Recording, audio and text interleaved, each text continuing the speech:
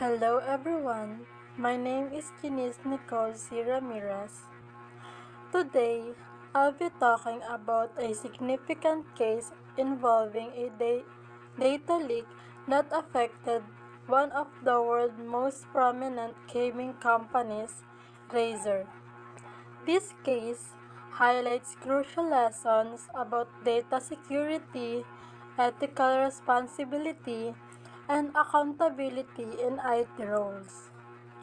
Lessons that are especially relevant for future engineers like us.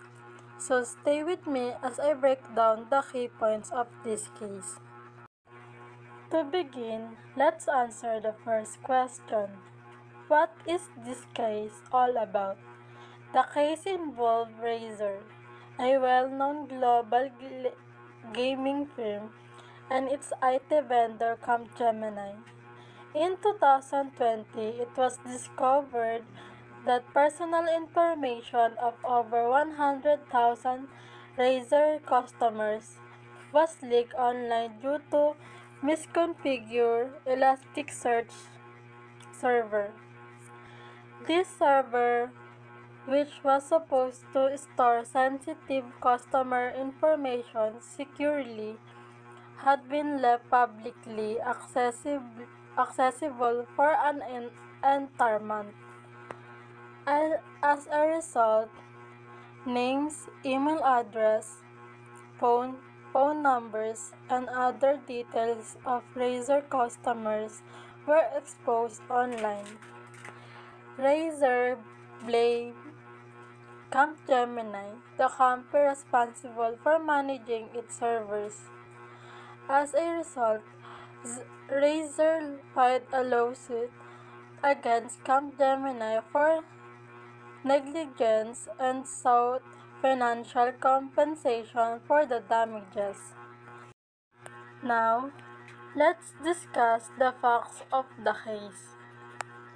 Parties involved: Razer, the gaming firm whose customer data was leaked; Capgemini, the IT vendor responsible for maintaining Razer server. How it happened: Razer hired Capgemini to handle its IT systems. The issue occurred when Capgemini misconfigured an Elasticsearch server, leaving it exposed to the public. The data leak was discovered in August 2020 by Volodymyr Dyachenko, a cybersecurity researcher. Around 100,000 customer records were exposed, including names, contact details, and order information. After the incident, Razer took action and filed a lawsuit blaming Capgemini for negligence. Capgemini admitted the mistake, but argued that the compensation Razer was seeking was excessive. These facts reveal the seriousness of simple IT configuration errors, as engineers will be responsible for managing sensitive data and must be mindful of such risks. Next, let's talk about the main issues in this case. Issue of negligence. Did Capgemini fail in its responsibility to properly configure Razer server? The court found that Capgemini had a clear responsibility to ensure the security of the server. Issue of data protection. Singapore has strict data privacy laws, and companies are expected to protect customer information. The exposure of Razer's data violated these standards, raising questions about who should be held accountable. Issue of compensation. Razer demanded compensation for financial losses caused by the breach. Capgemini argued that Razer's claim was too high, but the court disagreed, as I'll explain shortly. Ethical issue. Beyond legal issues, there's an ethical responsibility for engineers to protect user data. When data privacy is violated, customers lose trust in companies. Their issues remind us as future engineers to prioritize data privacy, ensure ethical practices, and be ready to face the consequences of our mistakes. Let's now look at the court decision. The Singapore High Court ruled in favor of Razer. It was determined that Capgemini was negligent and that its failure to protect configure the server directly led to the data breach. As a result, the court ordered Capgemini to pay a $6.5 million in damages to Razer. The court emphasized that Capgemini had a duty of care to ensure that the server was secure.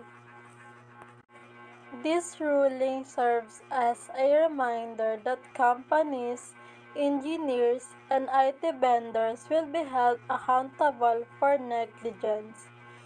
The takeaway from this decision is that proper server configuration and IT security protocols are essential to avoid massive legal and financial penalties.